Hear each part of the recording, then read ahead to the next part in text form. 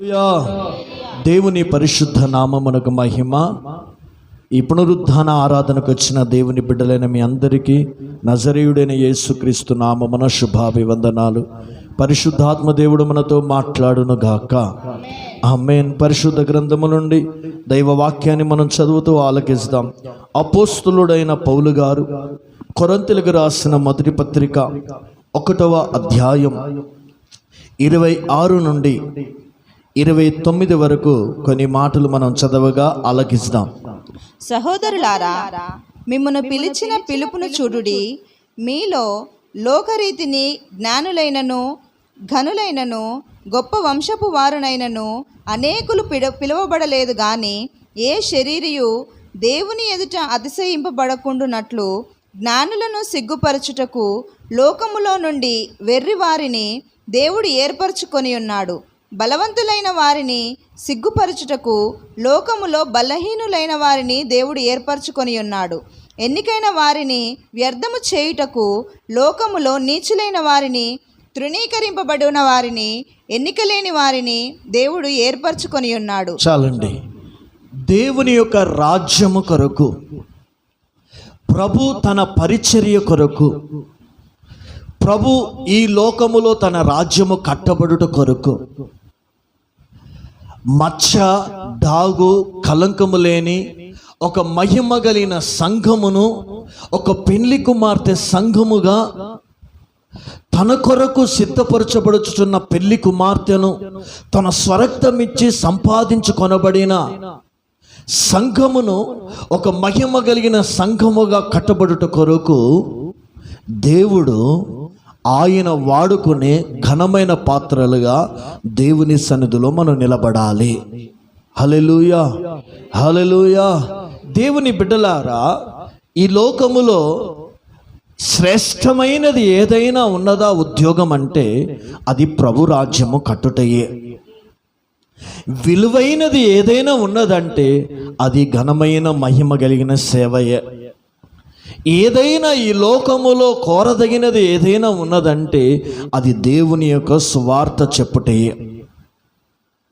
అందుకే దేవుని బిడ్డలారా, ఈ లోకములో రక్షణ పొందిన మనము, దేవుని సంఘమునకు వస్తున్న తన బిడ్డలు తన సంఘము కొరకు, తన పరిచర్య, దేవుని యొక్క సేవ కొరకు, జీవము కలిగిన దేవుని సంఘము క్షమాభివృద్ధికి నొందుట కొరకు, జీవము కలిగిన సంఘము దేవుని రాజ్యముగా కట్టబడుట కొరకు దేవుడు లోకములో నుండి, పాపములో నుండి, శాపకరమైన జీవితములో నుండి యేసయ్య తన శిలువ రక్తము చేత మనల్ని పరిశుద్ధపరిచి, పవిత్రపరిచి, విమోచించి, గనులైన వారిని ఎన్నుకోక గణహీనులైన మనల్ని, బలవంతులను ఎన్నుకోక బలహీనులైన మనల్ని, లోకములో నుండి తృణీకరింపబడిన వారమైన మనల్ని ఆయన తన మహిమ కొరకు, తన పరిచర్య కొరకు, తన రాజ్యము కొరకు ఆయన ఎన్నుకున్నాడు. హల్లెలూయా, హల్లెలూయా. ఎందుకంటే మన తలంపులు వంటివి దేవుని తలంపులు కావండి. మన ఆలోచనలు వంటివి దేవుని ఆలోచనలు కావు. మన ఉద్దేశములు వంటివి దేవుని ఉద్దేశములు అసలే కావు. హల్లెలూయా చెప్దామా? హల్లెలూయా, హల్లెలూయా. అంటే దేవుని సంఘమా, విశ్వాసులారా, మనము దేవుని సన్నిధిలో మనం ప్రభు కొరకు కట్టబడదాము గాక. చెప్పండి ఒక మాట, దేవుని కొరకు నేను వాడబడే పాత్రగా ఉంటాను. చెప్పండి, దేవా, దేవా, నీ కొరకు ఒక వాడబడే పాత్రగా నన్ను మలుచుమయ్యా, నన్ను సిద్ధపరచయ్యా, నన్ను వాడుకొనుటకు నన్ను ఏర్పాటు చేయయ్యా. ఆమేన్, హల్లెలూయా. కొన్ని మాటలు మీకు శ్రద్ధగా ఆలకిస్తాం.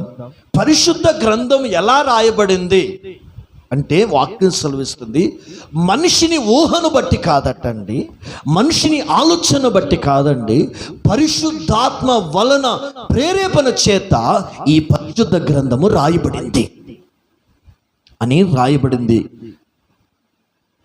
మనుషుని ప్రేరేపణ కాదు, పరిశుద్ధాత్మ వలన ప్రేరేపణ చేత ఈ గ్రంథము రాయబడింది. అయితే ఈ గ్రంథములో 2 రకాల అనుభవాలు మన జీవితాల్లో కనబడతాయి. ఒకటి, కొంతమంది పరిశుద్ధుల జీవితాలు ఇలా బ్రతుకుతే మంచిది, ఇలా జీవిస్తే మంచిదని కొంతమంది పరిశుద్ధుల జీవితాలు దేవుడు మనకు మాదిరికరంగా ఉంచాడట. ఇదే పరిశుద్ధ గ్రంథములో ఇలా జీవించకూడదు, ఇలా బ్రతకకూడదు, ఇలా నడుస్తే దేవుని ఉగ్రత మీ మీదకి వస్తుంది, ఇలా బ్రతుకుతే దేవుని తీర్పు మీ మీదకి వస్తుందని అని కూడా కొంతమంది పడిపోయిన వారి యొక్క జీవితాలను గురించి కూడా దేవుడు రాసి పెట్టాడు. కొందరి జీవితాలు మాదిరికరంగా ఉండుటకు దేవుడు రాసి పెడితే, కొందరి జీవితాలు ఇలా నువ్వు బ్రతకకుండా ఉండుటానికి మంచిది అని దేవుడు ఒక హెచ్చరికగా దేవుడు రాసి పెట్టాడు. కొన్ని ఎగ్జాంపుల్ మనం ఆలోచిస్తే, మనము రోడ్డు మీద వెళుతున్నప్పుడు అది కారు ప్రయాణమే కావచ్చు, అది స్కూటర్ ప్రయాణమే కావచ్చు, అది బాట నడక ప్రయాణమే కావచ్చు, కొన్ని చోట్ల మనకు ఏర్పడుతుంది ఈ హెచ్చరిక అని ఒక బోర్డు వేస్తారు. ఇది ప్రమాదకరమైన స్థలము, మీరు చాలా నెమ్మదిగా వెళ్ళండి, చూచుకుంటూ వెళ్ళండి అని బోర్డు వేస్తారు. ఒకవేళ అది ప్రమాదకరమైన స్థలం అని హెచ్చరిక అక్కడ వేయబడిన కూడా నువ్వు అలాగే వెళ్ళినట్లయితే ఏమవుతుంది? పడిపోయే అవకాశాలు ఎదురవుతుంది. అలాగనే ఈ పరిశుద్ధ గ్రంథములో దేవుని రాజ్యము కొరకు నువ్వు సిద్ధపడాలన్నా, దేవుని రాజ్యములో నుండి నువ్వు బయటికి వెళ్ళగొట్టబడాలన్నా ఈ గ్రంథమే నీకు ఆధారం, వాక్యమే నీకు మూలాధారం. కొంతమంది పరిశుద్ధుల జీవితాలు నువ్వు చదివినప్పుడు ఇలా బ్రతుకుతే నీకు పరలోకం. అదే కొంతమంది పరిశుద్ధుల జీవితాలు చదువుతున్నప్పుడు ఇలా బ్రతకకుండా ఉండుట ద్వారా నువ్వు నరకము నుండి తప్పించబడతావు. అయితే పరిశుద్ధ గ్రంథములో ఒక్కొక్కరిని ఒక్కొక్క విధంగా దేవుడు వాడుకున్నాడు. దేవుడికి ఒక మాట చెప్పన్న దేవుని బిడ్డలారా, మనకు ఆప్షన్ లేదు, కానీ దేవునికి చాలా ఆప్షన్స్ ఉంటాయి, చాలా ఆప్షన్స్ ఉంటాయి. నేను లేకపోతే ఇంకొకరిని దేవుడు ఆ స్థలములో నిలబెట్టి వాడుకుంటాడు, మీరు లేకపోతే ఈ స్థలములో ఇంకొకరిని తీసుకొచ్చి దేవుడు వాడుకుంటాడు. దేవునికి చాలా ఆప్షన్స్ ఉంటాయండి, మనకు ఆప్షన్స్. అమ్మా వినండి, సెల్ స్విచ్ ఆఫ్ చేయండి, దేవుని వాక్యాన్ని శ్రద్ధగా వినండి. హల్లెలూయా, హల్లెలూయా. ఎందుకు ఈ మాట చెప్తాను తెలుసండి దేవుని బిడ్డలారా, సౌలుని దేవుడు ఏర్పాటు చేసుకున్నాడు, కానీ సౌలు పొరపాటు చేసినప్పుడు దావీదుని దేవుడు ఎన్నుకున్నాడు. ఇష్మాయేలుని దేవుడు రిజెక్ట్ చేశాడు, ఇస్సాకును దేవుడు ఏర్పాటు చేసుకున్నాడు. వస్తీని దేవుడు రిజెక్ట్ చేశాడు, ఎస్తేర్ను దేవుడు 127 సంస్థానంలోకి అధిపతిగా దేవుడు మార్చాడు. దేవుడు వాడుకోవాలంటే ఒక గొల్యాదును హతమార్చాలంటే ఖడ్గాలే అవసరం లేదు, ఏటిలో ఉన్న రాయితో దేవుడు గొల్యాదును చంపివేశాడు. 5,000 మంది ఆకలి తీర్చడానికి గొప్పవారం అవసరం లేదండి, 5 రొట్టెలు 2 చేపలను దేవుడు వాడుకున్నాడు. దేవుని సువార్తను ప్రకటించడానికి యేసయ్య ఆ దినాలలో చాలా విలువైన వాటిని వాడుకోలేదండి, ఒక చిన్న దోణి మీద నిలబడి సువార్త ప్రకటించాడు. యేసుక్రీస్తు తనను వెంబడించడానికి గనులైన వారిని, జ్ఞానులను ఎన్నుకోలేదండి, విద్య లేని పామరులను దేవుడు ఎన్నుకున్నాడు. ఎందుకు ఈ మాట చెప్పాలంటే తెలుసండి దేవుని బిడ్డలారా, దేవుడు వాడుకునే పాత్రగా, దేవుడు వాడుకున్నట్టుకు యోగ్యమైన పాత్రగా మనం మలచబడుతూ ఆయనకు అందుబాటులో ఉన్న వారిని దేవుడు వాడుకుంటాడు. ఆమేన్ చెప్దాం. హల్లెలూయా. దేవునికి ఏది అందుబాటులో ఉంటుందో అదే వాడుకుంటాడు. అందుకే నేను అంటున్నా, దేవునికి ఆప్షన్ ఉంది, చాలా ఆప్షన్స్ ఉన్నాయి, మనకు ఆప్షన్స్ లేవు. నేను లేకపోతే జరగదు అనుకుంటే చాలా తప్పది. దేవుడు ఒక స్థలములో ఒక వ్యక్తిని తీసుకొచ్చి పెట్టి దేవుడు జరిగిస్తాడు. హల్లెలూయా, హల్లెలూయా. అయితే ఈ దినము నేను ఒక వ్యక్తిని మీకు పరిచయం చేస్తాను. దేవుడు వాడుకున్న వారు అలా ఎలాంటి వారు తెలుసండి, వారు ఈ కడవరి దినములో సంఘమునకు వారి ద్వారా ఆత్మీయ పాఠాలు చాలా నేర్చుకోదగినవి వారి జీవితాలలో దేవుడు స్థిరపరిచాడట. లోకము వారిని ఏమంటారు తెలుసా అండి, అంటరాని వారిగా చూస్తారటండి. రెండోదిగా వారు వస్తుంటే వారు రావడం ద్వారా అరిష్టమని అనుకుంటారటండి. ఎవరు తెలుసండి, లోకములో ఎవరు ఒక వ్యక్తిని నీచంగా చూసేయడము, లేక ఒక వ్యక్తిని చాలా సందేహముతో చూసేది ఎవరు తెలుసండి? విధవరాలు. చెప్పండి, ఎవరిని? విధవరాలుని ఎవరు లెక్క చెయ్యరు. విధవరాలు అంటే ఎవరంటే భర్తను చనిపోయిన స్త్రీని ఏమంటారంటే విధవరాలు అంటారు.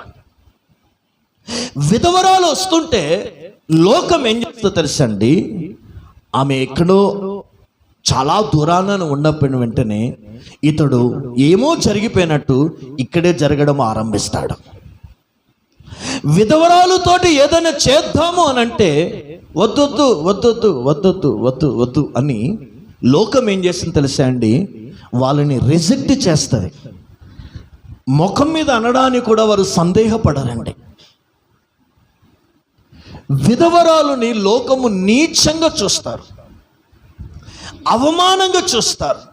పైకి బాగానే మాట్లాడిన ఈ లోకములో ఈమె ఎందుకు వచ్చింది మా ఇంటికి, ఈమె ఎందుకు వచ్చింది ఈ సంతోషకరమైన ఈ సంబరానికి, ఈ మేము చేస్తున్న ఈ సందర్భానికి, ఈ కార్యక్రమానికి ఎందుకు వచ్చిందని కొందరు తెలియకుండానే లోకము విధవరాల విషయములో ఎలా ఉంటారు తెలుసా అండి? చాలా చిన్న చూపు కలిగి ఉంటారు. కానీ దేవుని వాక్యం సెలవిస్తుంది, విధవరాలు ద్వారా సంఘానికి గొప్ప పాఠాలు నేర్పించాడటండి. ఆమె చెప్దాం హల్లెలూయా. ఎందుకు ఈ మాట నేను చెప్తున్నా తెలుసండి దేవునిలారా? ఎవరిని చిన్న చూపు చూడడము నీకు ఆ మనసు ఉండకూడదు. ఎవరిని కూడా టేక్ ఇట్ ఈజీగా తీసుకోవడం అనే మనసు నీలో ఉండకూడదు. విధవరాలను దేవుడు వాడుకున్నాడటండి. విధవరాలు ద్వారా దేవుడు గొప్ప కార్యాలు దేవుడు జరిగించాడట. ఈ విధవరాలు అనే పేరు పెట్టాడు, కానీ ఏ విధవరాలు దగ్గర పలానా పేరు అనే పేరు ఇక్కడ ఆప్షన్ చేయలేదు. ఇతను సంగమ విశ్వాసులారా, దేవుడు నీతో నాతో మాట్లాడుతున్న మాటని తెలుసండి. విధవరాలలో ఉన్న ప్రతి ఆత్మీయ అనుభవాలు నీ ఆత్మీయ అనుభవాలతో ఏకమైపోవాలి. ఆమెన్ చెప్పండి. ఈ పరిశుద్ధ గ్రంథములో ఉన్న విధవరాలలో ఉన్న దైవికమైన లక్షణాలు నీ ఆత్మీయ లక్షణాలతో ఏకమైపోవాలి. ఈ దైవికమైన విధవరాలులో ఉన్న దైవికమైన స్వభావాలు నీలో లేకపోతే, ఇప్పుడే నువ్వు పరిశుద్ధపరచుకొని పవిత్రపరచుకొని అతి దైవికమైన అనుభవాలలో నడవడానికి ఇష్టపడితే తప్పకుండా నీవు అనేకుల జీవితాలకు ఒక మాదిరికరమైన విశ్వాసిగా, ఒక మాదిరికరమైన కుటుంబముగా, ఒక మాదిరికరమైన పరిశుద్ధునిగా దేవుడు నిన్ను ఊరేగిస్తాడు. హల్లెలూయా చెప్పండి, హల్లెలూయా హల్లెలూయా. అందుకే దేవుడు ఎవరిని అనుకున్నాడు తెలుసా అండి? విధవరాలను కూడా ఎన్నుకుంటాడట. విధవరాలను కూడా దేవుడు వాడుకుంటాడటండి. చాలామంది బైబిల్లో రాయబడి ఉన్న విధవరాలు, ఒక నలుగురిని నేను మీకు పరిచయం చేస్తాను. వారి అనుభవాలు మన జీవితంలో ఉండనట్లుగా మనము ఆ దైవికమైన వాక్యానికి మనం అప్పగించుకుందాం. దేవుడు అద్భుత రీతిగా ఈ నెలంతా దేవుడు మనల్ని బలంగా వాడుకోవాలి. ఆమేన్ చెప్పండి. హల్లెలూయా హల్లెలూయా. మొట్టమొదటిగా విధవరాలు, మొదటి విధవరాలు ఎవరు తెలుసండి? అన్న అన్న ఒక ప్రవక్తి ఎవరు తెలుసండి? విధవరాలయుండి అని రాయబడింది. చదవని మాట పరిశుద్ధ లూకా రాసిన లూకా సువార్త 2వ అధ్యాయం 36-37 వచనాలు. మరియు ఆషేరు గోత్రికురాలును పనుయేలు కుమార్తెయునైన అన్న అని ఒక ప్రవక్తి ఉండెను. ఆమె కన్యత్వం మొదలు 7 ఏళ్లు పెనిమిడితో సంసారము చేసి బహుకాలము గడిచినదై 84 సంవత్సరములు విధవరాలయుండి దేవాలయమును విడవక ఉపవాస ప్రార్థనలతో రేయింబవలు సేవ చేయుచుండెను. ఇప్పుడు ఈమె ఎవరు? ఆషేరు గోత్రికురాలు, పనుయేలు కుమార్తె అయిన అన్న అను ఒక ప్రవక్తి. ఈ ప్రవక్తి దేవుని వాక్యం సెలవిస్తుంది, 7 ఏళ్ళు పెనిమిటితో సంసారం చేసిన తర్వాత తన భర్త మరణించాడు. మరణించిన ఆ స్త్రీని ఏమని పిలుస్తారు? విధవరాలు అంటారు. ఇప్పుడు ఆమె విధవరాలయుండి అన్నాను ప్రవక్తి విధవరాలై ఉండి ఇప్పుడు అన్నాను ప్రవక్తి యగు విధవరాలిలో నుండి పరిశుద్ధాత్మ దేవుడు నాతో మనతో దేవుడు నేర్పిస్తున్న ఆత్మీయ పాఠం తెలుసండి. ఆమె దేవుని మందిరములో విడవక, దేవుని మందిరాన్ని విడవక రేయం బగలు దేవుని మందిరంలో ప్రార్థనలు చేయుచున్నది. హల్లెలూయా, హల్లెలూయా. దేవుని సంఘమా, విశ్వాసులారా, ప్రార్థనలు రేయం బగలు ప్రార్థనలు చేయొచ్చు. దేవుని మందిరంలో ఆమె సేవ చేయుచున్నారు. ఒక విధవరాలు ఇంత అన్నం తిని పక్కన పడుకోవలసిన ఆమె తన భర్త చనిపోయిన తర్వాత కూడా ఆ ప్రవక్తి, ఆ తల్లిగారు, ఆ సేవకురాలు దేవుని సన్నిధిలో ఎంత ప్రత్యక్షత కలిగిందో ఆలోచించండి, ఎంత ప్రకటన కలిగిందో ఆలోచించండి. తాను ఒంటరి అయి ఉన్న కూడా, తను ఒంటరి స్థితిలో ఉన్న కూడా, ఆమె విధవరాలై ఉండి కూడా ఆమెలో నుండి పరిశుద్ధాత్మ దేవుడు నీతో నాతో నేర్పిస్తున్న మాటను తెలుసండి. ఆమె దేవుని మందిరములో ఉన్న తల్లిగారు. రెండోదిగా ఆమె ప్రార్థనలో గడుపుతున్న తల్లిగారు. ఆమె మూడోదిగా దేవుని సేవను జరిగించుచున్న తల్లిగారు. ఈ దినమున దేవుని సంగమ విశ్వాసులారా, ఒక వ్యక్తి నీవు దేవుని యొక్క ఆశీర్వాదం, దేవుని దీవెనను పొందుకోవాలంటే నీలో కూడా అన్నాను ప్రవక్తిలో ఉన్న ఆత్మ నీలో పనిచేయాలి. అన్నాను ప్రవక్తిలో ఉన్న ఆ విధవరాలిలో ఉన్న అభిషేకం ఏంటిదంటే ప్రార్థనాత్మ కలిగిన స్త్రీ అని. ఈ కడవరి దినాలలో ప్రార్థన చేయడానికి నువ్వు సిద్ధపడాలి. ప్రార్థన అంటే 5 నిమిషాలు అలా ప్రార్థన చేసి, 2 నిమిషాలు ప్రార్థన చేసి, లేకుంటే అటు దిక్కులు చూస్తూ ఇటు దిక్కులు చూస్తూ, లేకపోతే ఇంట్లో కూర్చున్న కూడా, కుటుంబ ప్రార్థనలు కూర్చున్న కూడా అటు ఇటు పరిగెత్తుతూ చేసే ప్రార్థన కాదు. అసలు ప్రార్థనలో కూర్చున్నప్పుడు నీకేం కావాలి తెలుసా అండి? ఏకాగ్రతతో నువ్వు కూర్చోవాలి. ఎలా కూర్చోవాలి? ఏకాగ్రత నీకు ఉండాలి. ప్రార్థన చేసే విషయం, విజ్ఞాపన చేయాలని ఏకాగ్రత నీకు ఉండాలి. ఈ తల్లిలో ఆ దేవుని యొక్క సంఘము ఈ కడవరి దినాలలో మనం నేర్చుకోవాల్సింది తెలుసండి. మనం ఎక్కడైనా ప్రార్థనలో పడిపోయామా? ప్రార్థనలో వెనుకబడిపోయామా? అసలు మందిరం అంటే నీకు ప్రత్యక్షత, ప్రకటన లేకుండా బ్రతుకుతున్నావా? అసలు మందిరంలో సేవ చేయాలనే ఆ దైవికమైన లక్షణం అనేది నీలో చల్లారిపోయిందా? కానీ ప్రభు ఈ తల్లిలో నుండి పరిశుద్ధాత్మ నీతో మాట్లాడుతున్నాడు. ఇక్కడ నీ ప్రార్థన జీవితాన్ని మరల నూతన పరచుకో. ఇక నుండి దేవుని మందిరాన్ని విడవని జీవితాన్ని నువ్వు నూతన పరచుకో. దేవుని సన్నిధిలో ప్రార్థనలో గడపడమే నీకు ప్రధాన లక్షణమై ఉండాలి. ప్రార్థన చేయడమే ప్రధాన కర్తవ్యమై ఉండాలి. ప్రార్థనలో పోరాడుటయే ప్రధాన బాధ్యత అయి ఉండాలి. అన్నం తినడం ఎంత ప్రాముఖ్యమో, నీళ్లు తాగడం ఎంత ప్రాముఖ్యమో, శ్వాస పీల్చుకోవడం ఎంత ప్రాముఖ్యమో, పని చేయడము లోకములో ఎంత ప్రాముఖ్యమో, వాటన్నిటికంటే ప్రాముఖ్యత పరలోకముల నుండి దేవుడు నీ మధ్యలోకి దిగి వచ్చి నీ జీవితంలో ఆశీర్వాదం అనే ఒక వర్షాన్ని కుమ్మరించాలంటే అన్న ప్రవక్తి వలె నీ ఇంటిలోనూ, నీ జీవితంలోనూ, నీ కుటుంబంలోనూ ప్రార్థన చేయడానికి ఆసక్తిని రేపుకొందువుగాక. గట్టిగా చెప్దాం, హల్లెలూయా. ప్రార్థన చేయడానికి ఆసక్తి రేపుకోండి. ప్రతి సమయమందు పట్టుదలతో కూడిన ప్రార్థన అని రాయబడింది. ప్రతి అసమయమందును పట్టుదలతో కూడిన ప్రార్థన. ఎందుకంటే ఈ కడవరి దినాల్లో అన్నీ చేయగలుగుతున్నాం, కానీ ప్రార్థన అనేది మన జీవితాలు సాతానుడు దొంగిలించేస్తున్నాడు. దశం భాగం ఇస్తాం, లేకపోతే పరిచర్యను జరిగిస్తాం, లేకపోతే ఇంట్లో చక్కగా పనులను నువ్వు చేస్తావు, లేకపోతే నువ్వు కష్టపడి రోజు పనిచేసి నీ భార్య పిల్లలను చక్కగా పోషించుకుంటున్నావు, సమాజంలో మంచి పేరు ప్రఖ్యాత నీకుంది. ఇవన్నీ సాతాడు నీలో డిస్టర్బ్ చేయట్లేదు, కానీ నువ్వు ప్రార్థనకు రమ్మంటే నేను డిస్టర్బ్ చేస్తాడు. నువ్వు మోకరించినప్పుడు నేను డిస్టర్బ్ చేస్తాడు. నువ్వు వ్యక్తిగతంగా ఈరోజు ప్రార్థనలో కూర్చోవాలి, ఈరోజు నేను ప్రార్థనలో గడపాలి, ఈరోజు శనివారం ప్రార్థనకు రావాలి, ఈరోజు సంఘ ప్రార్థనకు రావాలి, వ్యక్తిగతంగా నేను ప్రార్థన చేయాలి. ఈరోజు ఏ విధం చేత నేను సెల్ స్విచ్ ఆఫ్ చేసి నీ మనుషులను పక్కన పెట్టి ఒక 3 గంటలు నా గదిలో నుండి బయటికి రాకుండా జీవము గల దేవునితో మాట్లాడాలని ఆశ నీకున్నప్పుడు సాతానుడు అప్పుడే నీకు డిస్టర్బ్ చేస్తాడు, అప్పుడే నీకు కలవరాన్ని కలుగజేస్తాడు, అప్పుడే నీకు భయంకరమైన పరిస్థితులు నీ జీవితంలో ఎదురవుతుంది. ఎందుకంటే సాతానుకు తెలిసేటండి, నువ్వు ప్రార్థన చేస్తే నువ్వు ఆశీర్వదించబడతావు, నువ్వు ప్రార్థన చేస్తే నువ్వు గొప్పవాడి అవుతావు, నువ్వు ప్రార్థన చేస్తే నువ్వు ఆత్మీయంగా బలము పొందుతావు, నువ్వు ప్రార్థన చేస్తే వాడబడే పాత్రగా నువ్వు మార్చబడతావు. ఆమెన్ చెప్పండి. హల్లెలూయా. అందుకే సాతానుడు ప్రార్థన చేయకుండా అనేక రకాలుగా ఈ కడవరి దినాలలో విశ్వాసులను డిస్టర్బ్ చేస్తున్నది. భర్తకు మారు మనసుని లేని ఎడల భార్య ప్రార్థన చేయడానికి వెళుతున్నప్పుడల్లా ఏదో ఒక డిస్టర్బెన్స్, పిల్లల ద్వారా డిస్టర్బెన్స్, మనుషుల ద్వారా డిస్టర్బెన్స్. ఈ డిస్టర్బెన్స్ ఎందుకు తెలుసా అండి? నువ్వు ప్రార్థన చేయకూడదు, నువ్వు ప్రార్థన చేయకూడదు.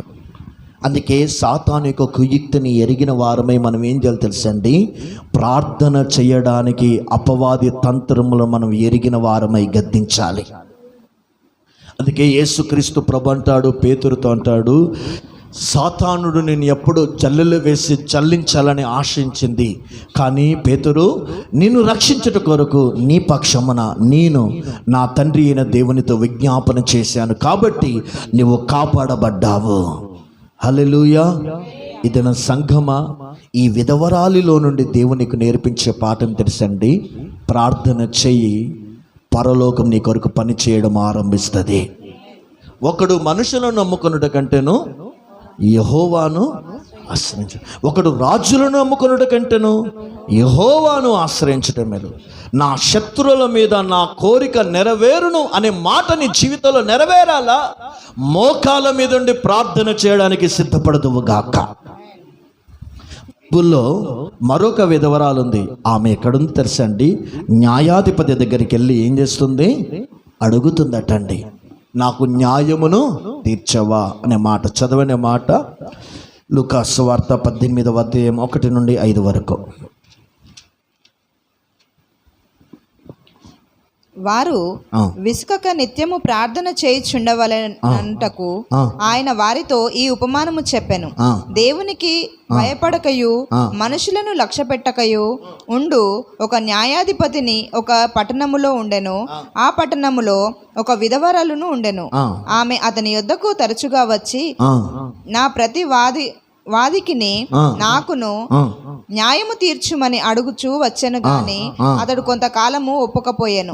తర్వాత అతడు నేను దేవునికి భయపడకయు మనుషులను లక్ష్య పెట్టకయు ఉండినను ఈ విధవరాలు నన్ను తొందర పెట్టుచున్నది గనుక ఆమె మాటి మాటికి వచ్చి గోజాడకుండునట్లు ఆమెకు న్యాయము తీర్పునని తనలో తాను అనుకొనేను. చూడండి, మాటికి వచ్చి ఏం చేస్తుందండి? గోజాడుతున్నది. అప్పుడు ఆ న్యాయాధిపతి ఏం చేశాడు? మీ మాటికి వచ్చి నాకు న్యాయం తీర్చు నా ప్రతివాది విషయములు అన్న వెంటనే ఆ న్యాయాధిపతి ఆమె ఏడల కనికరం చూపి న్యాయం తీర్చాడు. హల్లెలూయా. అంటే నేను అంటున్నాను, భూ సంబంధమైన న్యాయాధిపతి మాటికి వెళితే ఆ విధవరాలు ఏడల కనికరం చూపాడే, జాలి చూపాడే, దయ చూపాడే. సెల్ స్విచ్ ఆఫ్ చేసుకోండి. మన దేవుడు ఎవరు? పరలోకపు న్యాయాధిపతి. ఆ న్యాయాధిపతి దగ్గరికి, యేసు దగ్గరికి నువ్వు వచ్చి మాటికి నువ్వు అడిగినట్లయితే, మాటికి నేను అప్పులు తీర్చయ్యా నువ్వు అడిగినట్లయితే, మాటికి నువ్వు దేవుని సన్నిధికి వచ్చి ఆత్మలో ఎదిగించయ్యా నువ్వు అడిగినట్లయితే, మాటికి నువ్వు దేవుని మందిరానికి వచ్చి నా సమస్యలు, నా కష్టాలు, నా ఇబ్బందులు, నా బాధలు తీర్చయ్యా అని నువ్వు మాటికి నువ్వు ప్రార్థనలో అడిగినట్లయితే, నువ్వు విజ్ఞాపన చేసినట్లయితే, నువ్వు యాచన చేసినట్లయితే, నువ్వు రోదన చేసినట్లయితే, ఈ న్యాయాధిపతి కంటే 100 రెట్ల కనికరము కలిగిన దేవుడు నా యేసయ్య. హల్లెలూయా. ఆయన కాళ్ళు పట్టుకోవడం నువ్వు నేర్చుకోగలిగితే, ఆయన పాదాల యొద్ద నివసించడం నేర్చుకోగలిగితే, ఆయన సందులో మొర పెట్టడానికి నువ్వు ఇష్టపడగలిగితే, సిగ్గుమాలి మాటి అడిగినట్లుగా, ఒక స్నేహితుడు రొట్టెలను అడిగినట్లుగా, ఈ న్యాయాధిపతిని వెధవరాలు అడిగినట్లుగా విసుకగా నిత్యము ప్రార్థనలో కూర్చునే ఆత్మ నీలో ఉండినట్లయితే ఏ శక్తులు కూడా నేను ఆపలేవు. బహుబలంగా వాడబడే పాత్రగా సంఘములో, సహవాసములోను, సమాజములోను దేవుడు నీ పేరును ఊరేగించుతాడు. ఆమేన్ చెప్దాం. హల్లెలూయా.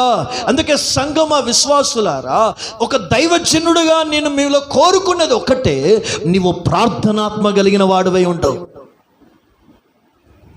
నువ్వు ప్రార్థన చేసే వ్యక్తిగా నీవు ఉండు.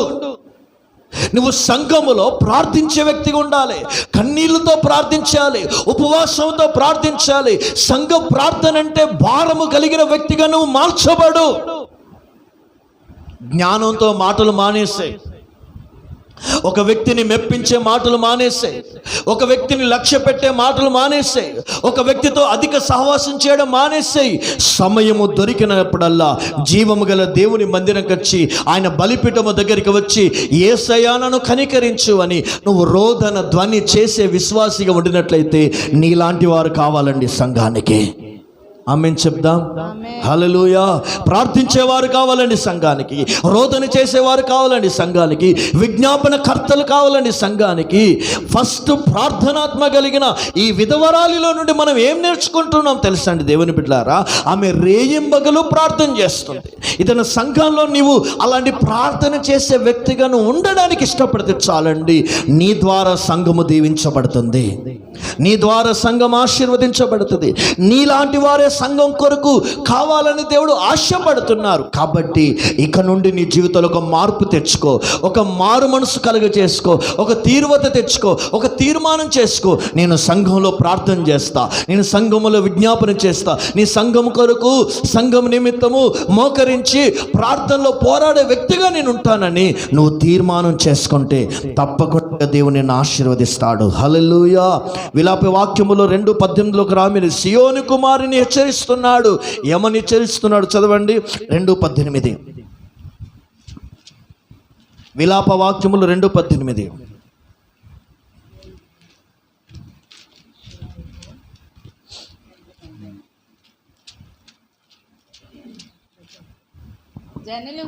జనులు హృదయపూర్వకముగా యెహోవాకు మొరపెట్టరి. సియోను కుమారి ప్రాకారమా, నది ప్రవాహము వలె దివారాత్రము కన్నీరు పారనెము, విరామము కలుగనీయకుము, నీ కంటి పాపను విశ్రమింపనీయకుము.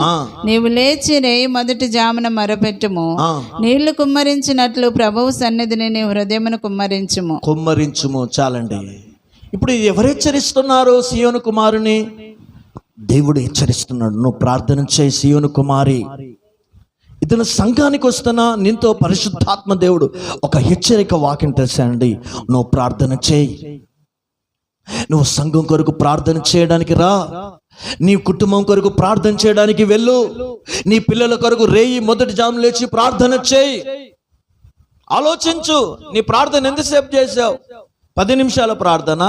20 సంవత్సరాలు అవుతుంది నువ్వు విశ్వాసమై ఉండి, 10 నిమిషాల ప్రార్థన ఏంది? 5 నిమిషాల ప్రార్థన ఏంది? అసలు నువ్వు ప్రార్థన చేస్తే నాకు కూడా ఒక పక్కనున్న వ్యక్తి కూడా ఒక దైవికమైన మంట రేపబడట్లేదే.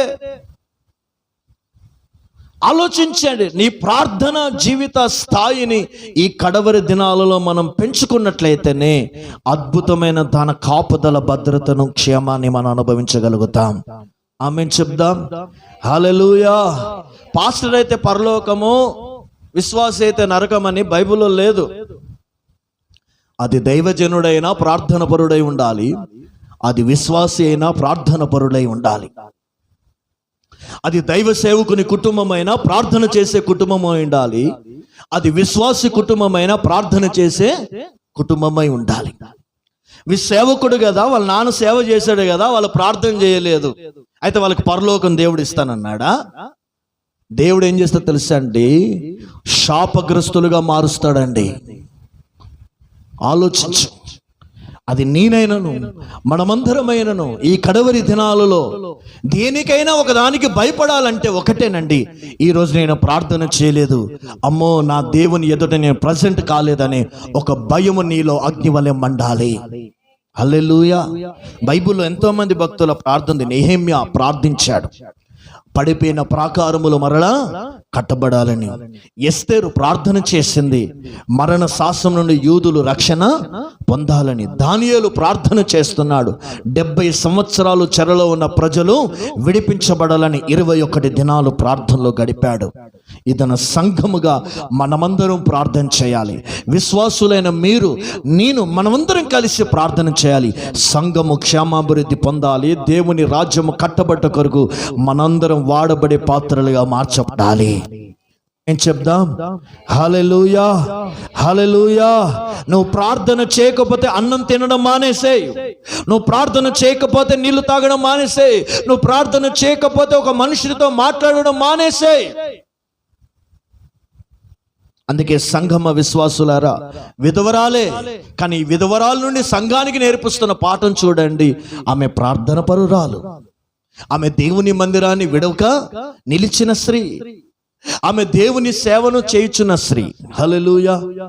ఈ దినమున ఈ నెలంతా ఆ అభిషేకము మీదికి దిగి వచ్చును గాక, ఆ మహిమ మీ మీదికి దిగి వచ్చును గాక. హల్లెలూయా. రెండవ విధవరాలు మనం జ్ఞాపకం చేసుకుందాం. మార్కు సువార్త 12వ అధ్యాయం 41, 42 వచనాలు చదువుదాం.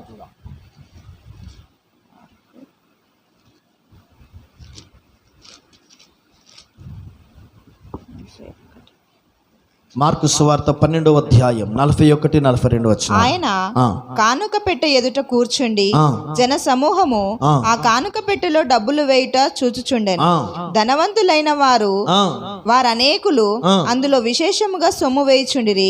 ఒక బీద విధవరాలు వచ్చి 2 కాసులు వేయగా ఆయన తన శిష్యులను పిలిచి, కానుక పెట్టెలో డబ్బులు వేసిన వారందరికంటే ఈ బీద విధవరాలు ఎక్కువ వేసినని మీతో నిశ్చయముగా చెప్పుచున్నాను.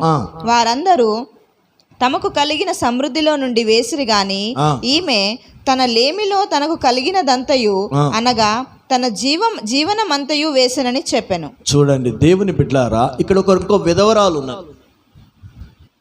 యేసు ప్రభు సమాజ మందిరములో ప్రార్థన, పాటలు, వాక్య పరిచర్య అన్ని ముగించాక అందరూ కానుకలు వేసే సమయం వచ్చినప్పుడు యేసయ్య కానుకలో పెట్ట దగ్గరనే కూర్చొని చూస్తున్నప్పుడు ఒక్కొక్కరు కానుకలు వేస్తున్నారు. కానుకలు వేసి అన్ని ముగించిన తర్వాత వారితో ఒక మాట అంటున్నారు, ఇక్కడున్న వారందరికంటే ఇదిగో ఈ మూలను కూర్చుంది చూడు, ఇదిగో సరైన బట్టలు, సరైన వస్త్రాలు లేక, ఇదిగో పొట్ట దొక్క లోనికి వెళ్ళిపోయి, ఇదిగో చూడండి ఎలా ఉంది, ఇగో ఈ స్త్రీ, ఈ విధవరాలు, ఇగో ఈ నిరుపేద విధవరాలు, ఇక్కడ అందరూ ధనవంతులు, గనులు, గొప్పవారు వేసిన దానికంటే ఇదిగో ఆమె అధికంగా వేసిందని యేసు ఆ విధవరాలు గురించి సాక్ష్యం చెప్పాడు.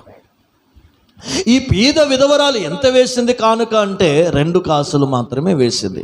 ఏంటిది 2 కాసులు వేసినందు మాత్రాన యేసు ప్రభు ఆమెను అంతగా మెచ్చుకోగల కారణం ఏంటి తెలుసా అండి? ఆమె జీతము 2 కాసులు. ఎంతండి? ఆమె జీతము 2 కాసులు. ఆమె శాలరీ అంత తీసుకొచ్చి ఎక్కడ వేసింది? దేవుని సేవలో దేవునికి సమర్పించింది.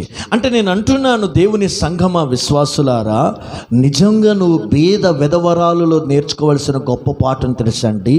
నీ డబ్బు కంటే, నీ బంగారం కంటే, నీ ఔన్నత్యం కంటే దేవుని సేవ కొరకు మనవపూర్వకముగా అర్పణములను అర్పించే స్థాయిలో మనం హల్లెలూయా చెప్దామా?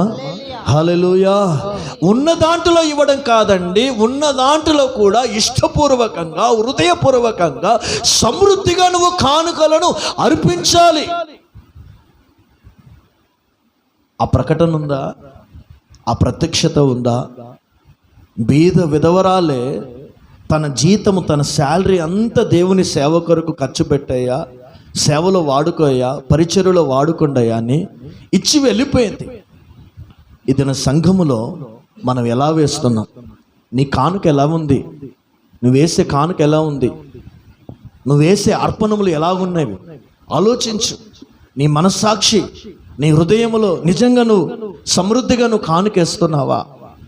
నిజంగా నీ రాబడి అంతటిలో నువ్వు నమ్మకంగా ఆ 10వ భాగము 10వ భాగమును ఇష్టపూర్వకంగానే ఇస్తున్నావా? ఆలోచించు. మన జీవితాల్లో మార్పు రావాలండి, మార్పు రావాలి. ఒకప్పుడు 10,000 వచ్చింది, అదే 10,000 ఇచ్చిన కానుకతో కంటిన్యూ కాకుండా దేవుని నిన్ను ఆశీర్వదించి 1,00,000 రూపాయలు ఇచ్చాడు. దేవుని నిన్ను ఆశీర్వదించి నేను ఒక ఉన్నత స్థితిలో ఉంచాడు. నిన్నెందుకు గొప్ప చేశాడు? నిన్నెందుకు దేవుడు ఉద్యోగం ఇచ్చాడు? దేవుడు నీకు ఎందుకు ఉన్నత స్థితి ఇచ్చాడు? దేవుడు నిన్ను ఎందుకు ఐశ్వర్యవంతుడికి ఇచ్చాడు అంటే ఎందుకు తెలుసా అండి? ప్రభు పని నీ ద్వారా దేవుడు జరిగించుకోవాలి. ప్రభు పని నీ ద్వారా జరిగించబడాలి. ప్రభు సేవ నీ ద్వారా జరిగించబడాలి కొరకు దేవుడు అన్ని రకాలుగా నేను ఐశ్వర్యవంతుడిగా, ఘనుడిగా, ధనవంతుడిగా చేసినప్పుడు ఇంకా ఎంతగా నువ్వు ఇష్టంగా మనోపూర్వకంగా అర్పణములను సమర్పించినట్లయితే తప్పకుండా దేవుడు నిన్ను నూరంతలుగా ఆశీర్వదిస్తాడు. ఆమేన్ చెప్దామా? హల్లెలూయా. అందుకే దేవునికి ఇచ్చే విషయములు ఎలాగో తెలిసి నీ హృదయ పూర్వకంగా నువ్వు దేవునికి సమర్పించాలి. సంవత్సరానికి ఒకసారి 10వ భాగం ఇచ్చుడు అది వాక్యానికి వ్యతిరేకం. ఏదైనా మనం ఇచ్చింది ఎలా ఉండదో తెలుసండి, సమృద్ధిగా ఇవ్వాలి, సమర్పణతో ఇవ్వాలి, త్యాగముతో ఇవ్వాలి. దేవునికి ఇస్తున్నానని నువ్వు ఇచ్చినట్లయితే దాని ఫలంని నువ్వు పరలోకములో కాదు, ఈ భూమి మీదనే మనం అనుభవించగలుగుతాము. ఆమేన్ చెప్దాం. హల్లెలూయా. మాట చదువు, కొరింథీయులకు రాసిన 2వ పత్రిక 9వ అధ్యాయం 6వ వచనం. కొంచెముగా విత్తువాడు కొంచెంగా విత్తుతే కొంచెముగా పంట కోయును. చూడండి, నువ్వు ఎంత విత్తుతావు, కొంచెమే విత్తింది అనుకో, దేవుడికి నిన్నేం చేశాడండి? అంతే. చదవండి. సమృద్ధిగా నువ్వు సమృద్ధిగా విత్తుతే సమృద్ధిగా పంట నువ్వు సమృద్ధి పంటను కోసు. నువ్వు సమృద్ధిగా ఇవ్వు. నువ్వు సమృద్ధిగా దేవుని సేవను ఘనపరచు. నువ్వు సమృద్ధిగా దేవుని పరిచర్యను నువ్వు ప్రోత్సాహపరచు. దేవుని ఆశీర్వదిస్తాడు. హల్లెలూయా. హల్లెలూయా. ఇక చదువుదాం అలాగే అని ఈ విషయమే చెప్పుచున్నాను. సనువు కొనకయు బలవంతము కాక ప్రతి వాడును తన హృదయంలో నిశ్చయించుకొనిన ప్రకారము ఇయ్యవలెను. చూడండి, సను కొనుక్కుంటే ఇమ్మన్నాడు దేవుడు, బలవంతంగా ఇమ్మన్నాడా? లేదు, ఇష్టపూర్వకంగా దేవుని పని కొరకు నువ్వు ఇవ్వు. దేవునికి ఇస్తే నువ్వు నష్టపోతావా? దేవునికి ఇస్తే నేను పేదవని చేస్తాడా? దేవునికి ఇస్తే నేను లేమివానిగా చేస్తాడా? చెయ్యడు కదా. దేవుని ఆశీర్వదిస్తాడు కదా. నువ్వు ఇవ్వకపోవడం ద్వారా నష్టాలో పాలవుతున్నావు, నీకు తెలియట్లేదు. నువ్వు ఇవ్వకపోవడం ద్వారా నీ డబ్బు డాక్టర్ల సొమ్ము అవుతుంది. నువ్వు ఇవ్వకపోవడం ద్వారా తెలియకుండానే నువ్వు నష్టాన్ని, సమస్యలను కొని తెచ్చుకొని నీకు బరకత అనగా నీకు దీవెనకరంగా లేకుండా మారుతుంది నీ ఫైనాన్షియల్ ఆర్థిక సంబంధమైన వ్యవస్థ నీ జీవితంలో. అలా ఉండకుండా ఉండాలంటే నా దేవునికి ఇష్టముగాను సమృద్ధిగాను ప్రేమతోను నువ్వు వెదజల్లితే దేవుడు నిన్ను ఆశీర్వదిస్తాడు. ఆమేన్ చెప్పండి. అక్కడ తర్వాత మీరు చదువుకోండి, ఉత్సాహం ఇచ్చు వాణిని యెహోవా వాణిని ప్రేమించును అని రాయబడింది. అంటే దేవుని సంఘమా, ఈ బీద విధవాల ద్వారా దేవుడు మనకు నేర్పే పాఠం తెలుసండి. నువ్వు సంఘానికి వస్తున్నప్పుడు, సేవకుని ఇంటికి వస్తున్నప్పుడు, ఈ పరిచర్య నిమిత్తం, సేవ నిమిత్తము నువ్వు సమృద్ధిగా నువ్వు అర్పణములను విప్పగలిగితే దేవుడు నిన్ను ఒక ఉన్నత స్థితిలో ఆశీర్వదిస్తాడు. ఆమేన్ చెప్దాం. హల్లెలూయా. ఆ తీర్మానంలోకి రా, ఆ సమర్పణలోకి రా, ఆ త్యాగములోకి నువ్వు వచ్చినప్పుడే తప్పకుండా దేవుడు నేను బ్లెస్ చేస్తాడు. ఎందుకంటే బర్నబా అని ఒక వ్యక్తి అపోస్తుల యొక్క పాదముల యొద్ద తన భూమి అమ్మి ప్రభు పరిచర్య కొరకు అతడు అర్పించి వెళ్ళిపోయాడండి. మాసిదోనియ సంఘము వారు నిరుపేదలైనను వారు దాతృత్వం వారి మధ్యలో విస్తరించెను అని రాయబడింది. అందుకే దేవుని వాక్యం సెలవిస్తుంది, మనుషుడు ఏమి విత్తునో అదే పంటను కోస్తాడు. నువ్వు ఇవ్వు. 6 నెలలు గతించింది, నువ్వు కానుక వేసేటప్పుడు సమృద్ధిగా దేవునికి ఇష్టంగా కానుక అర్పణం నువ్వే. నువ్వు దశమ భాగం ఇచ్చేటప్పుడు ఇష్టంగా దేవునికి నెల సంవత్సరం కొంత దశమ భాగాన్ని దేవునికి అధికంగా ఇవ్వడానికి, సమృద్ధికి ఇవ్వడానికి నువ్వు తీర్మానం చేసుకో. ఏదైనా సభలైనా, మీటింగ్ అయినా, లేకపోతే ప్రతి వారం వస్తున్నప్పుడు వట్టిగానే బైబిల్ చేత్తో పట్టుకుని రాకుండా ఒక కూరగాయలో, ఓ ఆయిల్ ప్యాకెట్, ఒక రైసో, లేకుంటే సేవకుల కొరకు, పరిచర్య కొరకు ఏదో నీకు తోచింది ఏదో ఒకటి ప్రభు పని కొరకు ఇవ్వాలని ఇష్టముతో నువ్వు తీసుకొనిరా. అప్పుడు దేవుడు నిన్ను ఆశీర్వదిస్తాడు, దీవిస్తాడు. ఈ బీద విధవరాల ద్వారా దేవునికి నేర్పే పాఠం తెచ్చండి. హృదయపూర్వకంగా అర్పణములను దేవునికి సమర్పించాలంతే. అందుకే దేవుని వాక్యం చెప్తుంది, యెహోవాను దేవుని ప్రేమించు వారిని ఆయన ఆస్తికి కర్తలుగా దేవుడు చేస్తాడట. దేవుని నువ్వు నిజంగా ప్రేమిస్తే నువ్వు డబ్బును ఎక్కువగా ప్రేమించావు. ఆ డబ్బు దేవునికి ఇస్తున్నట్లయితే ఆ డబ్బును దేవుని సేవ కొరకు ఎక్కువ ఖర్చు పెట్టగలుగుతావు. హల్లెలూయా, హల్లెలూయా. ఒక కాల్గేట్ వ్యక్తి, ఒక క్రిస్టియానిటీ, అతడు దేవుని సేవ కొరకు అధికంగా ఖర్చు పెట్టడం ద్వారా అతని ఫ్యాక్టరీని ఒక ఉన్నత స్థితిలో ఆశీర్వదించాడు. ఒక శాంసంగ్ కంపెనీ వ్యక్తి, ఒక క్రైస్తవుడు కనుక అతడు దేవుని పరిచర్యకు అధికంగా ఖర్చు పెట్టడము, దేవుని పరిచర్యకు ప్రోత్సహించడం ద్వారా శాంసంగ్ దేవుడు, ఆ కంపెనీ దేవుడు ఆశీర్వదించాడు. పాల్ యాంగిచో చర్చిలో ఒక బిలీవర్ అతడు.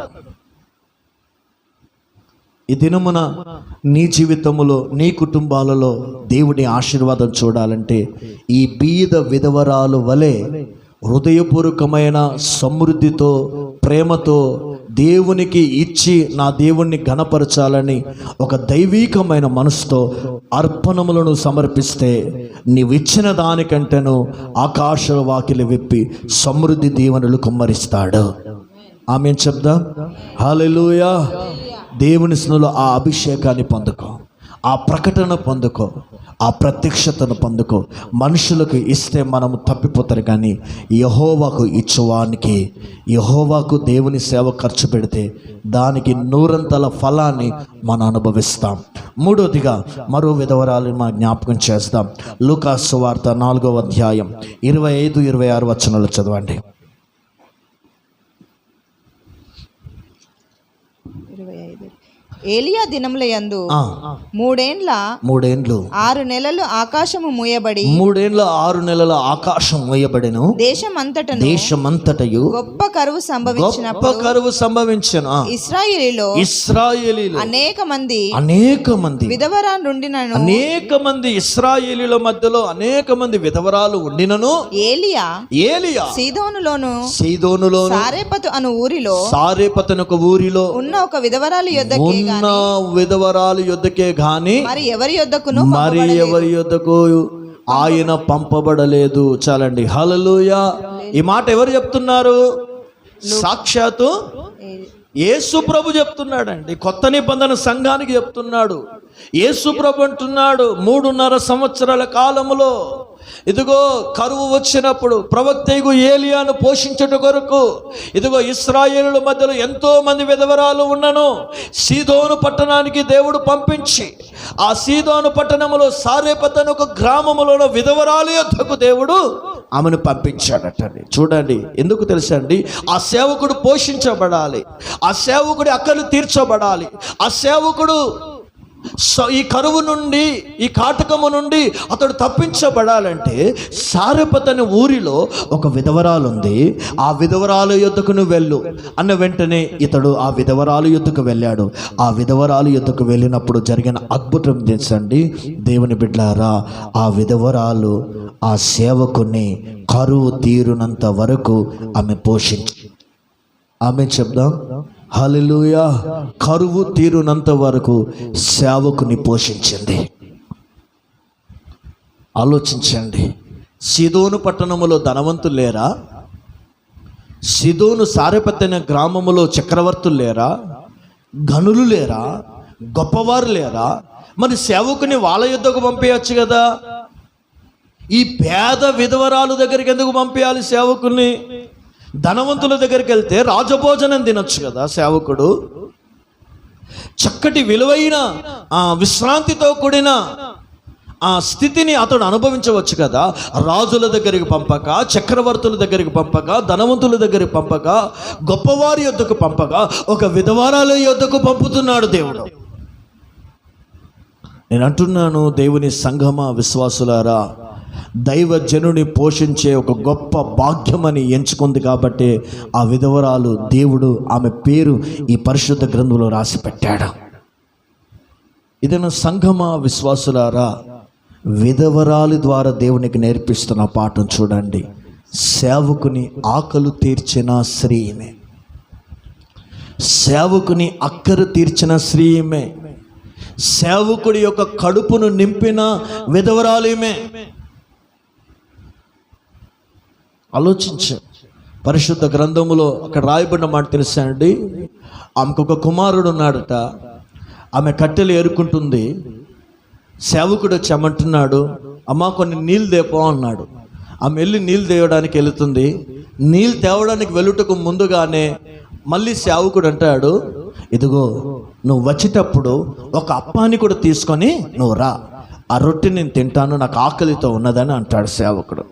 అప్పుడు ఆమె అంటుంది, నా దగ్గర కొంచెము పిండి మాత్రమే ఉన్నది, కొంచెము మాత్రమే బుడ్డిలో నూనె ఉంది అని అన్నప్పుడు, ఏం భయపడవద్దు, దిగులు చెందవద్దు, ఇశ్రాయేలు జీవము గల దేవుని సేవకునిగా ప్రభు పక్షమున నీ కొరకు వాగ్దానం చేస్తుంది. ఈ కరువు తీరునంత వరకు బుడ్డిలో నూనె అయిపోదు, తొట్టిలో పిండి ఏమాత్రం అయిపోదు. నేను చెప్పినట్లుగా నీ వెళ్ళి మొదటి అప్పము తీసుకునేందుకు రా అని సేవకుడు సెలవిచ్చిన వెంటనే మరో మాట సెలవిచ్చకుండా, మరో తిరుగుబాటు చేయకుండా, మరో వ్యతిరేకించకుండా ఫస్ట్ అప్పం తీసుకొచ్చి సేవకునికి ఇచ్చింది. హల్లెలూయా.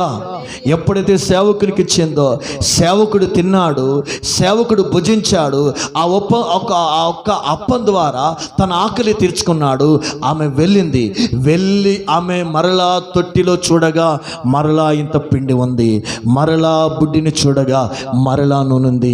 దేవుడు ఆమెను ఆ కరువులో, ఆ కరువు కాలములో సమృద్ధితో విధవరాలను, ఆమె కుమారుణ్ణి దేవుడు పోషించాడు. హల్లెలూయా. ప్రతిరోజు మొదటి అప్పం సేవకుడికి ఇస్తుంది. మరలా వెనకకు వెళ్ళి చూస్తే మరలా వారి కొడుకుకు ఆమె కావలసిన రొట్టెను దేవుడు ఏర్పాటు చేస్తున్నాడు, పిండిని ఏర్పాటు చేస్తున్నాడు. ఇది సంఘమా, విశ్వాసులారా, నేనంటున్నాను, పరిశుద్ధాత్మ దేవునితో మాట్లాడుతున్నాడు. సేవకుని ఆకలి తీర్చే విశ్వాసిగా నీవు ఉండాలి. సేవకుని కడుపును నింపే విశ్వాసిగా నీవు ఉండాలి. సేవకుల అక్కర్లు తీర్చే విశ్వాసిగా ఉండాలి. సేవకుని అవసరతలు తీర్చే విశ్వాసిగా ఉండాలి. అంటే సేవకుని నువ్వు ప్రేమించాలి. ఎంత ప్రేమించాలంటే, దేవుని చేత ఎన్నుకోబడిన సేవకుడు, దేవుని ప్రతినిధి, దేవుని సేవకుడు మా ఇంటికి రావటం మనకు ఆశీర్వాదం, దేవుని సేవకుని ప్రార్థన మాకు దీవెన, దేవుని సేవకుడు మా ఇంట్లో అడుగు పెడితే మాకు చాలు అనే ఒక దైవీకమైన ప్రేమ సేవకుని పట్ల నువ్వు చూపి, సేవకుని నువ్వు చేర్చుకొని చక్కటి భోజనం పెడతావో, చక్కగా నీ ఇంటిలో ఒక వ్యక్తిగా, ఒక కుమారుడిగా, లేకుంటే ఒక దేవుని సేవకునిగా అతన్ని గౌరవపరచు, అతన్ని ప్రేమిస్తూ నువ్వు చేసే ఆ దైవీకమైన పని సేవకుని పట్ల దేవుడు చూసి ఏం చేశాడు తెలుసా అండి? దేవుడు నీ కుటుంబములో, నీ జీవితములో, నీ బ్రతుకులో ఉన్న ప్రతి కరువును తొలగించి సమృద్ధితో దేవుడు మనల్ని ఆశీర్వదిస్తాడు. హల్లెలూయా, హల్లెలూయా. ఈ దినమున ఆ ప్రత్యక్షత ఇదన సంఘంలో ప్రతి ఒక్కరికి కావాలి. ఎందుకు చేర్చుకోవాలి? సేవకుని చేర్చుకుంటే ఏం లాభం? ఏమొస్తుంది? సేవకునికి భోజనం పెడితే, సేవకునికి ఇంటికి వచ్చినప్పుడు అతనికి రెస్పెక్ట్ ఇస్తే ఏమొస్తుంది మీకు? సేవకునితో పాటు దేవుడు మీ ఇంటిలోకి వస్తాడు. సేవకుడు వెళ్ళిపోతే మరలా దేవుడు వెళ్ళిపోతాడు.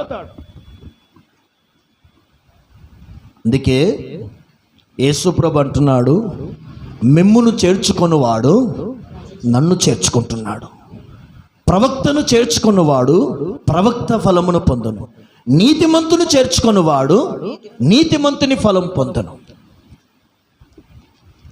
ఈ బీద విధవరాలు ఇంటికి ఎందుకు పోయిండు సేవకుడు? దేవుడు ఇక్కడికి ఎందుకు పంపించాడు? పేదవాళ్ళ ఇంటికి? నేను అంటున్నాను, డబ్బున్నవాడు జేబు చూసి విలువనిస్తాడు, పేదవాడు కడుపును చూసి విలువనిస్తాడు. నీ జీవితంలో ఆశీర్వాదం ఎందుకు లేవు తెలుసా?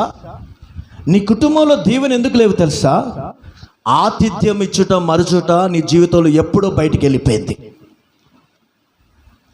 ఆతిథ్యం అనేది నీ ఇంట్లో లేదు, నీ కుటుంబంలో లేదు, అసలు అది లాస్ట్ స్టేజ్లో ఉంది. అందుకే ఆశీర్వాదం లేదు, నీకు దీవెన లేదు.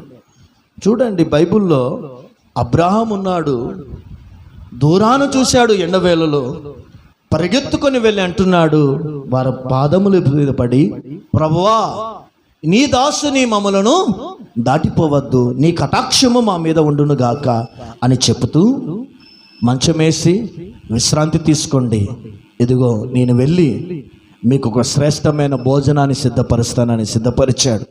క్రొవ్విన దూడను వధించాడు. తన భార్య అయిన సారాకి రొట్టెలను ఏర్పాటు చేయమని చెప్పాడు. వారు ఆ దినము చక్కటి భోజనాన్ని చేశారు. చక్కగా తిని తృప్తి పొంది ఆ ఇంట్లో వారు ఒక దినము నిద్ర చేసి అన్ని రకాల సేవకునికి ఎలా గమనించుకోవాలో అన్ని రకాలుగా గమనించుకొని అన్ని రకాలుగా అతని పట్ల ప్రేమను కలిగి ఉండి తర్వాత మళ్ళా అతడు తన ప్రయాణమై వెళుతున్నప్పుడు అబ్రహాముతో ప్రభు అంటున్న మాటను తెస్తండి, అబ్రహాం నువ్వు భయపడుకుము, నీవు దిగులు పడుకుము, నీ పెద్దదాసుడైన ఎలియాజరు నీ ఆస్తికి కర్త కాడు, నీ గర్భవాసన పుట్టినవాడే నీ ఆస్తికి కర్త. మరుసటి సంవత్సరం నీ భార్య అయిన సారా గర్భవతి అగును అని ఎప్పుడైతే వాగ్దానం చేసి సెలవిచ్చి వెళ్ళిపోయాడో మరుసటి ఏట సారా గర్భం తెరిచింది. హల్లెలూయా, హల్లెలూయా. ప్రార్థన చేశాడు, జరగలే. విశ్వాసవీరుడు, జరగలే. త్యాగశీలి, జరగలే. సమర్పణ కలిగినవాడు. ఇవన్నీ క్వాలిటీస్ ఉన్నాయి, ఇవన్నీ ఉన్నాయి. ఇవన్నీతో పాటు ఆతిథ్యం ఇచ్చుటయు సేవకుని ప్రేమించుట విషయంలో కూడా అతడు సంపూర్ణుడైన తర్వాత అతనికి ఆశీర్వాదం పరలోకములో నుండి దిగి వచ్చింది. ఆమేన్, హల్లెలూయా. బైబిల్లో మనం చూసినట్లయితే ఫీబా పరిశుద్ధులకు చేయబడిన పరిశుద్ధుల కొరకు ఆమె చేసిన ఉపచారం చాలా గొప్పది. లుదియా అనొక స్త్రీ అపోస్తలుడైన పౌలు గారిని బలవంతంగా తన ఇంటికి తీసుకెళ్ళి ఆతిథ్యం ఇచ్చి అతని గౌరవ మర్యాదలు ప్రేమలను చాలా దేవుని సేవకుడిగా అతన్ని ప్రేమించినందువలన అతని ద్వారా జరిగిన అద్భుతం తెలుసండి. లుదియా కుటుంబం అంతా రక్షణ పొంది బాప్తిసం పొంది దేవుని సన్నిధిలో వారు చేర్చబడ్డారు. హల్లెలూయా. అందరు చెప్పండి హల్లెలూయా, హల్లెలూయా. ఒక మాట మీ మనసులో అండర్లైన్ చేసుకోండి. హెబ్రీయులకు రాసిన పత్రిక 6వ అధ్యాయం 10వ వచనం. 6:10.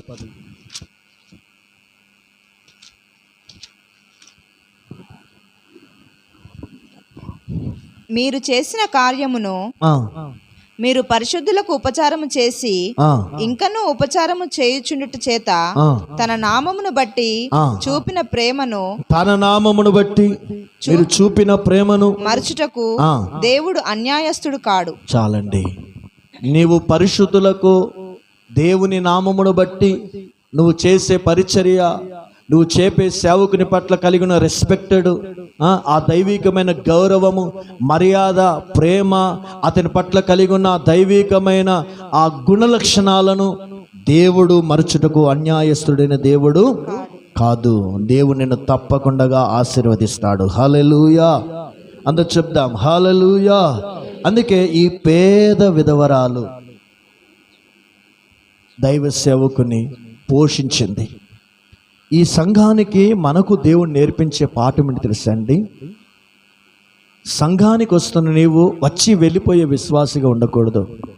సేవకుని అక్కర్లు, పరిచర్య అక్కర్లను నీవు గమనించుకొని అవసరతలు తీర్చుటకు నీ వంతు నీవు ఆ దైవికమైన ప్రేమ కలిగి ఉండుటకు నువ్వు ఇష్టపడితే తప్పకుండా దాని ఫలాన్ని కూడా నీవు అనుభవించగలుగుతావు. ఆమేన్ చెప్దాం. హల్లెలూయా, హల్లెలూయా. నేను అంటున్నాను జాగ్రత్తగా, ఇది ప్రతిష్ఠింపబడిన సేవ, ఒక మహిమ కలిగిన బోధ. ఇది మీ మీద ఏ ఒక్కరు కూడా చేతులు పెట్టి ప్రార్థన చేయకూడదు. ఈ కడవరి దినాల్లో ఒక మహిమ కలిగిన ఉపదేశములను మీ మీద చేతులు పెట్టి ప్రార్థన చేయాలి. దేవుని మాలో ఉన్న అభిషేకం, మాలో ఉన్న ప్రభావం, మాలో ఉన్న మహిమ, మాలో నుండి దేవుడి చేత అనుభవిస్తున్న దైవికమైన ఆశీర్వాదముతో మీ ఇల్లు, మీ కుటుంబాలు, మీ తలల మీద దిగి వచ్చినప్పుడు ఆ అభిషేకం ఎల్లప్పుడూ నిలిచి ఉంటుంది. అందుకే ఈ కడవరి దినాలలో సేవకుని పట్ల ఆ దైవికమైన రెస్పెక్టెడ్, ఆ దైవికమైన ప్రేమ, ఆ దైవికమైన విలువను నువ్వు కలిగి ఉంటే నువ్వు ఆశీర్వదించబడతావు. లేకుంటే ఉండదు, అసలు దీవెన ఉండదు. దీవెన ఉందని నువ్వు భ్రమలో పడతావు, కానీ దీవెన ఉండదు, ఆశీర్వాదం ఉండదు. అందుకే విధవరాలు వలె నువ్వు సంఘములో సేవకులను ప్రేమించే విశ్వాసిగా నీ ఉందువు గాక. ఆమేన్. 4వదిగా చదువుదాం. తిమోతికి రాసిన మొదటి పత్రిక 5వ అధ్యాయం 10వ వచనం.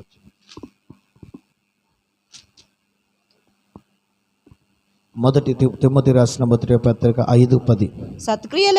సత్క్రియలను పేరు పొందిన విధవరాలు పిల్లలను పెంచి పరదేశులకు ఆతిథ్యం ఇచ్చి పరిశుద్ధుల పాదములను కడిగి శ్రమపడు వారికి సహాయము చేసి ప్రతి సత్కార్యము చేయ పూనుకొనినదైతే ఆమెను విధవరాలు లెక్కలో చేర్చవచ్చును. చూడండి, విధవరాలు లెక్కల్లో చేర్చవచ్చు అంటే విధవరాలు లెక్కల్లో చేర్చాలంటే ఆ విధవరాలులో ఉండవలసిన లక్షణాలు చెప్తున్నాడు అక్కడ.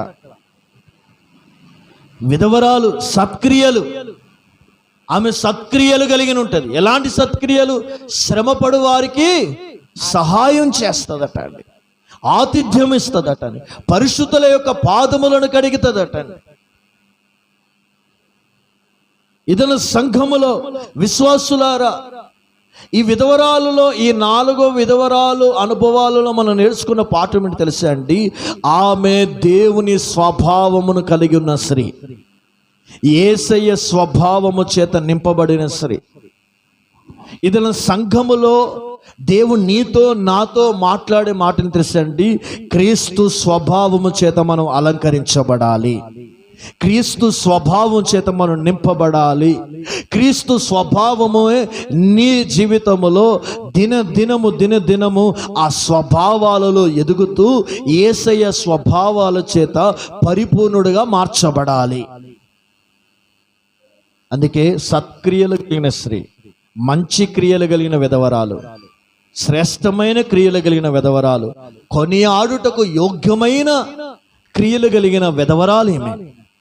ఇది మన సంఘమ, మన జీవితాల్లో, మన కుటుంబాలలో మనము కూడా మంచి క్రియలు చేయాలి. సంఘానికి మంచి క్రియలు చేయాలి, నీ కుటుంబానికి మంచి క్రియలు చేయాలి, సమాజానికి మంచి క్రియలు చేయాలి.